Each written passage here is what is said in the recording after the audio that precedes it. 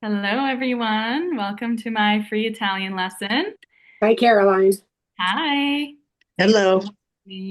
So to start off, I just want to thank you guys for being here. It's really fun to see all of your faces and see who follows me online and fun way to connect and just be with all of you for an evening. So thank you for joining, and I'm really excited to dive into some Italian together. Hopefully you have your pens and papers ready. It's just going to be a lecture style class. So today we're going to be talking about the alphabet and pronunciation. So we are going to just start at the very bottom. This is lesson one of my Italian crash course. And in order to build our foundation, the first thing we need to know is our alphabet. So that is where we will start. You can see behind me it says l'alfabeto. So l'alfabeto means the alphabet in Italian. And then I've written out the phonetic spelling of the pronunciation of every letter here. So you can see A through Z. So I'm going to go through starting with A and explain the Italian pronunciation of each letter. So this is used for spelling purposes. If you were to spell your name or any other word, you're going to need these letter pronunciations to spell. So first we have A, which is A. Then B is B. C is chi. D is D, just like we say it. E is pronounced A, which can be confusing. When we hear A, we want to write A, but A actually means E. So E is A. Then F is F. And I've underlined the beginning because we're going to put a little more emphasis on that part of the letter. So F, emphasize the beginning. Then G is G, just like we say it. H is H. Once again, I've underlined the beginning because that's where we emphasize. Put a little more oomph there. H. I is E. This also can be confusing because when we hear E, we want to write E, but E in Italian is the letter I. Next we have J, which is I lunga. I lunga. So I've underlined the lun because that's where we're going to kind of hold on a little more, emphasize there. I lunga. Then we have K, which is kappa. And then L, L. M is M. N is N. O is O. So we say O with more of a W sound in there at the end. O. In Italian, the O stays open, so it's O. Our mouth doesn't close into that W. O. P is P. Q is Q. R is R. S is S. T is T, just like we say it. U is U. V is V. W is W. W. So when you see the emphasis here and here, that's because you're going to slow down on the do and the vu. So W. So you kind of rush the P and the A. W. And that's W. Then X is X. Y is Y. So Y. And Z is Z. Zeta.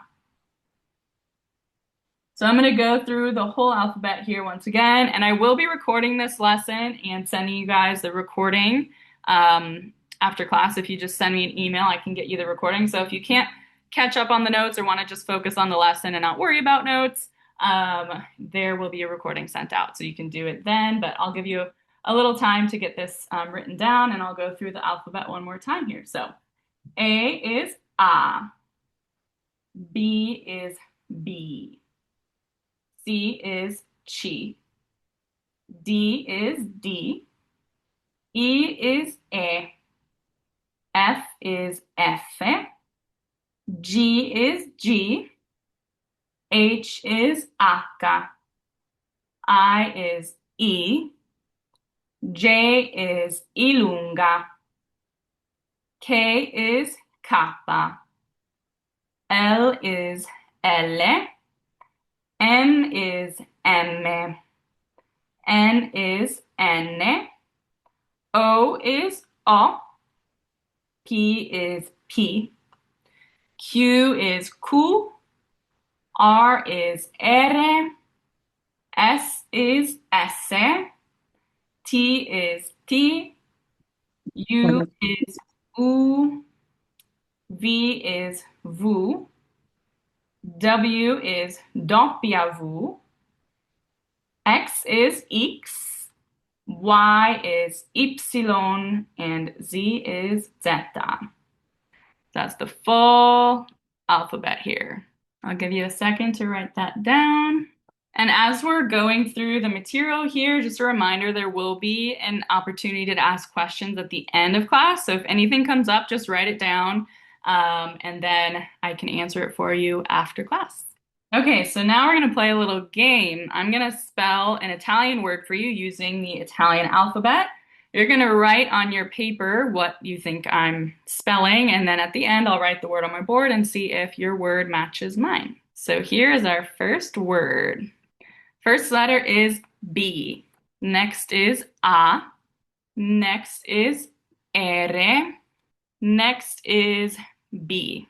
Then A, B, I, E, T, O, L, A. So I'm going to spell it all one more time. That's the full word. B, A, R, B, A, B, I, E, T, O, L, A. And now I'm going to write the word on my board, and you can see if your word matches mine.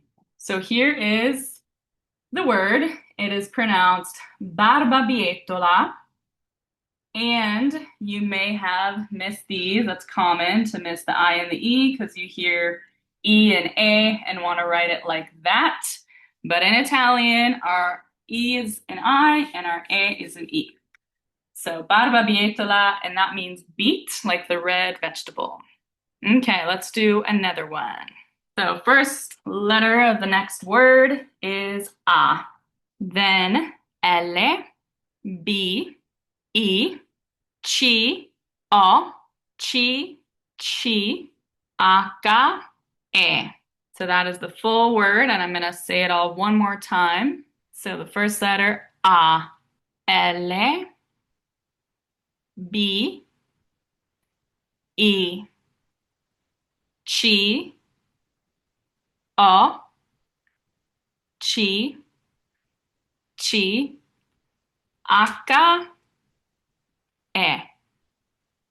So now I'm going to write this on my board, and you can see if your word matches mine. Okay, so we have A, L, B, I, C, O, C, H, E. Now this is pronounced albicocche, and it means apricots.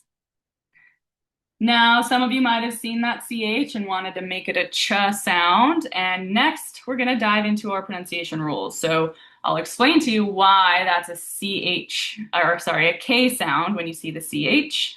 And I'll explain all of the other pronunciation rules as well. But this is pronounced albicocche, apricots. So now we're going to get into our pronunciation. So you can title this section of your notes, La pronuncia,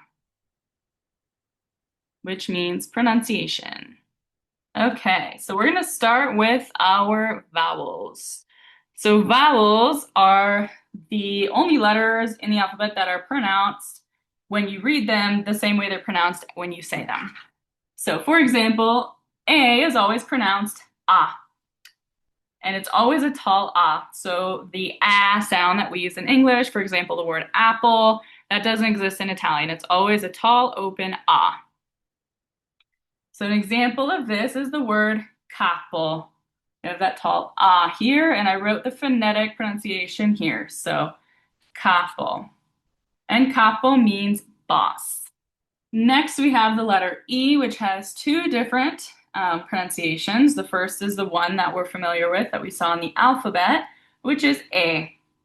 So, for example, in the word porte, porte, that AY at the end of the word there is that E. So, porte means doors. Now, how do we know if we're going to pronounce the E this way or this way? It all has to do with where the E is in the word. So, if our word ends in an E, it's going to be that AY sound. If our word has an E in it, it's an E. So, not A, but E. For example, in the word bello. So you can see bello. It's more of an open than a closed e. So forte, bello. So versus e. Now, if you go in the south of Italy, you might hear them say bello. You might hear that AY in the word. And the difference in pronouncing those E's really has to do with where you are in Italy, what region you're in. As you go further south, they tend to put a lot of these A's in the word, but I'm teaching you guys standard Italian language. I studied in Tuscany and Florence, and that is the birthplace, the home of Italian, standard Italian language. So these sounds I'm teaching you are our standard Italian sounds. If you've spent any time in the South or have family in the south of Italy, you may be questioning, well, I hear people say bello, but that's the southern thing. So everything I'm teaching you here is standard Italian rules. All right, so next we have the letter I, which is pronounced E. So in this word, we have cibo. So it's a long E sound, cibo. And bello means nice or beautiful. I forgot to tell you that. And cibo means food. Next, we have our O, which is an open O, just like the letter O. So we won't say cono with that W sound. We say cono. So it stays more open. Cono. So cono, cono. And cono means cone, like an ice cream cone. And last, we have our U, which is pronounced oo. So, an example is the word cubo, which means cube. Cono means cone, and cubo means cube. So, you might want to say cubo when you see this, because in English we're used to seeing that U and wanting to make it into that queen sound almost. But in Italian, a U will only ever be an oo sound. You won't add that Y, the U, like Q, you'd say ku. So cubo, cubo. Always an oo sound. Okay, next let's talk about the letter C. So when we see a C in Italian, there are two possible sounds. And these are your options. And it all depends on the vowel following it. So if we have a C followed by an I or an E, it's a ch sound, like cheers in English. For example, in the word baci, which means kisses, we have a C followed by that I, so it makes it a ch, baci. Same with the word cena. So cena means dinner. We have a C followed by an E here, which makes it a CH sound, cena. If our C is followed by an A, O, or U, then it's a hard K sound, like king in English. For example, cane, which means dog. We have that C followed by an A, making it that hard K, cane. Cono, which means cone once again, cono. C followed by an O, makes it that hard K. And cubo, we have that C followed by a U, making it that hard K. So cane, cono, and cubo are all that K sound due to the A, O, or U following that C. Okay, next letter is G. So if we have a G or double G, doesn't matter how many G's, same goes with our C. If we have a C or double C, same rule applies. All that we have to look at is the vowel following our letters. So with our G or double G, we have, once again, two different sounds depending on our vowel following the G. So if our G is followed by an I or an E, it's a J sound, like jam in English. For example, gira. We have that G followed by an I, making it that J. Gira. And gira means turn. Then we have gemello, G followed by an E here, makes it that hard, that soft J. So gemello means twin. Now, some people who've studied French tend to make that a je, like gemello instead of gemello. So we need to make sure we're doing a hard J, like jam. So gira and gemello. Then we have our A, O, or U. So if our G is followed by an A, O, or U, then it's a hard G, like go in English. For example, gallina, which means chicken, the animal, not the food. Gallina. We have that G followed by an A, making it a hard G. And then we have gona, G followed by an O, makes it a hard G. Gona. Gona means skirt. And last we have gusto. So G followed by that U makes it a hard G, and it's pronounced gusto. And gusto means flavor, like a flavor of gelato. I'll give you a second to finish writing this down. Okay, let's move on to our next sound here. We're going to talk about our CH or CCH. So when we see a CH or CCH, like I mentioned before, as English speakers, we see that and want to say cha.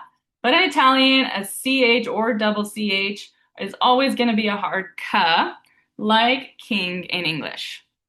So, for example, we have the word chiave. We have that CH here, makes it a hard ka. So it's pronounced chiave. And chiave means key. Next, we have the word cocky. So we've got that double CH. It's also a hard ka. And cocky means coconuts.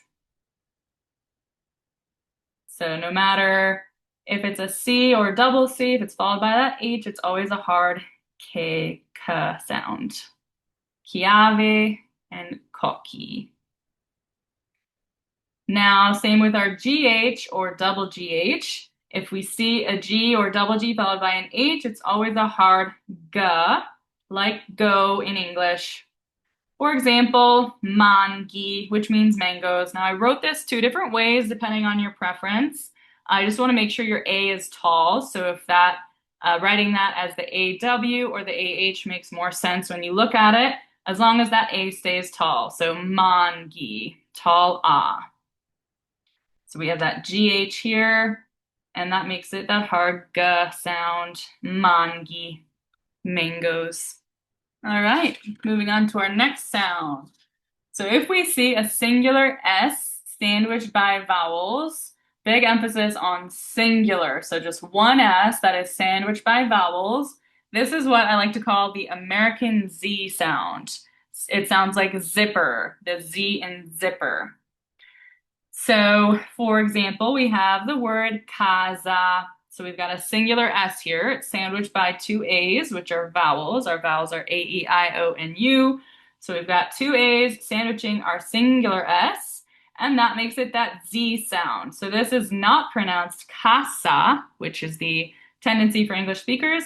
It's actually pronounced casa with that Z sound, and casa means house.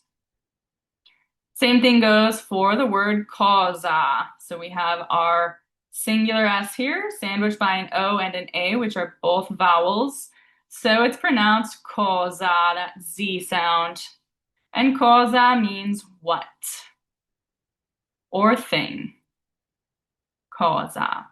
Moving on to our next sound, we're going to talk about all other S's. So everything apart from our last rule with our singular S sandwiched by vowels, if we see an S in any other way, it's going to be a true S sound. So an S or a double S, we have our snake sound, like the S in snake in English.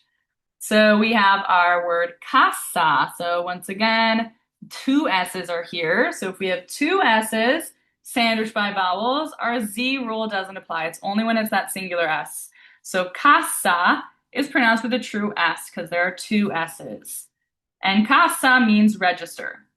So when we compare that to our last word casa, which means house, this kind of shows you the importance of knowing the difference in those pronunciations, because if you say casa, you're saying house, casa, you're saying register, so you're saying two completely different things just by slightly changing your pronunciation. So casa is register, like where you go to pay at a store. Another example is spada. So spada means sword. We've got our S here. It's a singular S, but it's not sandwiched by vowels, so it's a true S sound. And last we have sandalo, which means sandal, and it is followed by a vowel, but there's no vowel before it, so it's a true S sound. Sandalo. And I wrote this once again, two different ways, depending on what makes the most sense for you. You just want to make sure A stays tall, so you're not saying sandalo, but sandalo. So whether that's an AH or an AW, as long as you're achieving that tall A, sandalo.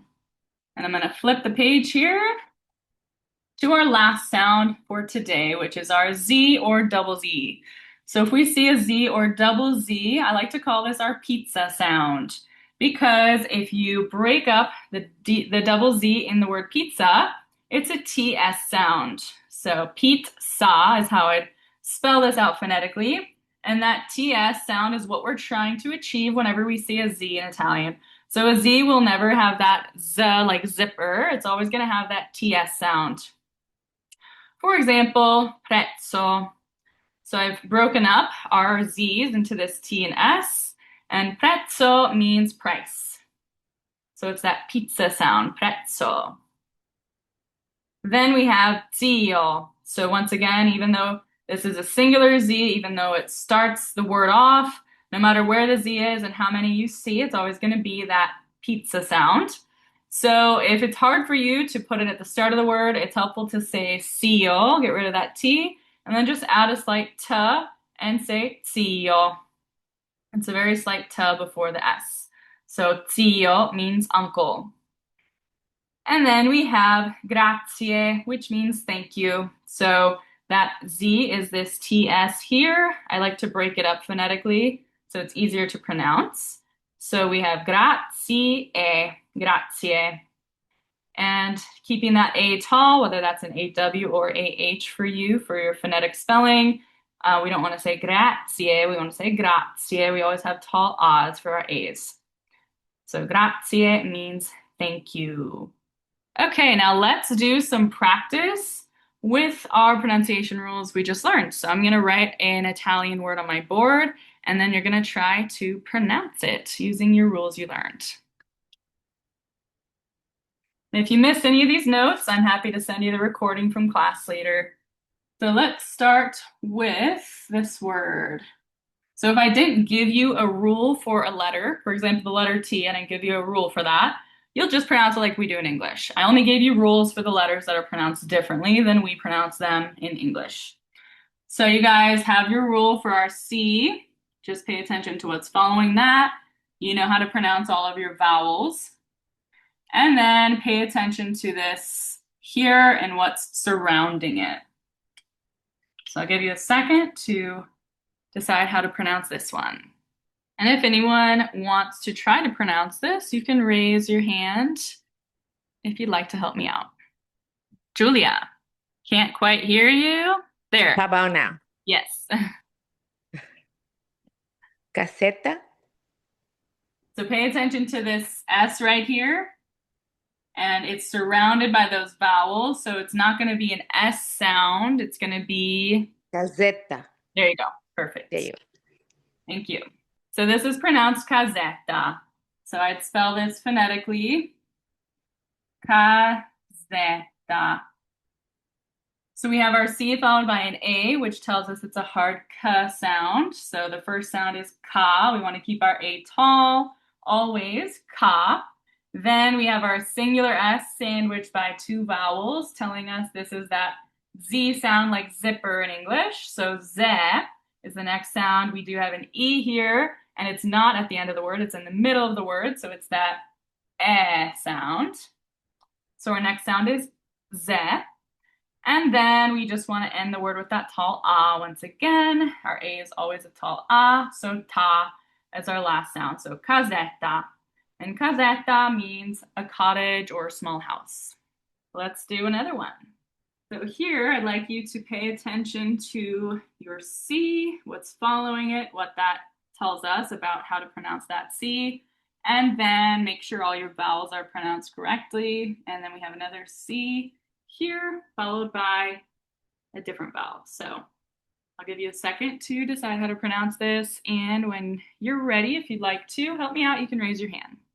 Phil, Ceramica, one more time. ceramica, So pay attention to this first letter here. It's followed by ceramica, one more time. ceramica. Perfect. Thank you. It is pronounced ceramica because we have that C followed by that E. So C followed by the E here makes that C a ch sound. Our E is in the word, so it's that open S. So che is our first sound. Then we have our RA, make sure that A stays tall, so ra. Then we have our MI, me. And then we have our C followed by an A, which is a K sound. So ka, so ceramica. And ceramica means ceramic. Okay, let's do another one here. So for this one, pay attention to our G and what's following it. And then pay attention to this singular S and what is around it. And if you'd like to help me out with this, just raise your hand once you have it. Michael? Yes, can you hear me? Uh-huh. Geloso, Perfect. Thank you. So we have our G here followed by an E, which makes it that J sound. And then we have an open E since it's in the word. So J is our first sound. Then we have our LO as our next sound, which is law. Open aw. So not low, but law. Keep your O open. And then we have our singular S here sandwiched by two O's, which are vowels. So it's that Z sound, that zipper sound in English. So zo. So geloso. And geloso means jealous. Okay, that's going to be our last practice word for today. When you join my course, I'll always assign homework. So for homework, I always ask you guys to do note cards. Note cards are a big part of my course. I think they're really helpful to not only reinforce the rules you learn by writing them down, but they're a great reference tool. So as you're continuing the lessons or continuing studying on your own, you can always refer back to these. And so some examples of some note cards I've made are for my vowels. I have my A, E, I, O, and U. And then this is how I organize them on the back. And then I have my C, double C rule. And it's a great way to quiz yourself too. So make sure you're learning your rules. It's a nice way to check in with yourself, see what you're remembering. Then we have our G, double G, the different vowels following it. And then I always like to include some examples too. I'll just flip through all these quickly. So if you do go back to the recording, you can kind of copy mine and make yours like mine if you like the way mine are set up. And I have my singular S sandwiched by vowels, and that's our American Z sound. All other S's are true S sound like snake. And then our Z or double Z, which is our pizza sound. And then on top of note cards, I also will email you guys homework. So for tonight's lesson, for example, I would send you a list of words to practice pronouncing, write out the kind of phonetic spelling of how you think it should be pronounced. And then I'll always start every lesson going over the answers to your homework. So plan on about 30 minutes of homework outside of each lesson. That way you can kind of practice what I'm teaching you in each lesson and check your work at the start of the following lesson. Let's see here. To wrap up my lesson for today, we are going to do a little Q&A session if you have any questions. But I do want to let you know that if you sign up for my November course right after this call, you will get 10% off. So if you send me an email right when this lesson ends and say, I'm ready, sign me up, it will be $269 instead of $299. So I'll give you that 10% discount for joining my free lesson tonight. And just a shout out to my tours. I am hosting 5 different tours this year, and next year, I'd love for you guys to join. So I have a tour in May, the 26th to June 1st, then June 16th to the 22nd, July 14th to the 22nd, September 1st to the 7th, and September 13th to the 19th. I've been hosting these tours for over a decade, so I've really perfected them, and they're just a lot of fun. They're in Cinque Terre, and I kind of take care of everything. You show up, and we have a blast together. And they're boutique tours, so I have a 10-person cap. So I keep my tours small, and you can email me for more information on those. And if you're not able to join my course this month, I do have a digital course. It's all pre-recorded. I know some of you live in other countries, or it just doesn't work for the time zone you're on, and you can take my digital course from anywhere. It's the same exact material that we'll be learning together. It's just pre-recorded, so you can do it on your own time. All right, so if you have any questions, you can raise your hand, and I'm happy to answer them to end our time together today. Peta? That's right. After the 5 weeks course, at what period or where will we be with the Italian language? So with our skills. Yeah, you'll have a very good understanding of foundational things like gender and number, sentence structuring, and the masculine and feminine, singular, plural sort of role of or rules of Italian language, the basis of Italian language. And you'll be able to continue your own studies if you'd like. It's a great foundation to study on apps or pick up books, and you'll actually be able to compute what you're reading or learning because I kind of set that foundation for you. I also offer a level 2 course, so if you really enjoyed my 5 weeks together, then you can continue on to another level course where we continue learning together. And that's a pre-recorded course because the holidays are coming up and stuff. I can't host another course. I'm also going on my honeymoon, but my level 2 course will be available if you'd like to continue on for another 5 weeks. I have a pre-recorded version of that, and I also have private lessons. So you can continue studying with me, absolutely. And if you'd like to study on your own, you'll have a great foundation. You'll be able to build simple sentences and read restaurant menus, order at a restaurant. It's really made for travelers or people, going over to Italy who want kind of a basic understanding of the language to get around. Obviously, we can't get into complex conversation after 5 weeks together, but that's my goal. This is kind of a launching pad for you to continue on and eventually get more confident conversationally. Thank you. Yeah, you're welcome. Jerry. Hey, Carolina, thanks. That was a great lesson. I have 2 questions. One, where can we find your offline course or whatever you said that there's a learning course? And then 2, how do you say bruschetta? Is that the right way to say it, or what is? Because what I heard people say bruschetta. I just want to know what's the real way to say that. Here, I'll break it down for you here for a second. That's a good question. So you actually don't say it bruschetta. That is not the Italian way to pronounce it. And as we learned today, that CH is always that K sound. So how would you pronounce it knowing that? Bruschetta? Yeah, exactly. Yeah, it is bruschetta. So you've been lied to. It's not bruschetta. It's okay, though. We have a lot of words like that in America that we just have Americanified. But in Italy, it's bruschetta. Okay, and then what you said you had an offline course. Where does that? Where can I get that? That is available on my website. So my website, I'll write it on my board for you so you guys have it. It's my digital Italian course. So when you go to my website, it'll say Learn Italian with me, and you'll click on my digital Italian course. And so it's rivieradreamer.com. And if you sign up for my digital course tonight, you can get 10% off as well. Just use the code 10 at checkout and it'll give you 10% off. And you can just go through my website and read all about it. It's the same exact material as we're learning in this course. Any other questions? You can raise your hand. Okay, it looks like we're good with questions. Once again, if you sign up tonight, either with my digital course or my November course, you'll get 10% off. So just shoot me an email. I'll give you guys my email address. Oh, Melanie, you have a question?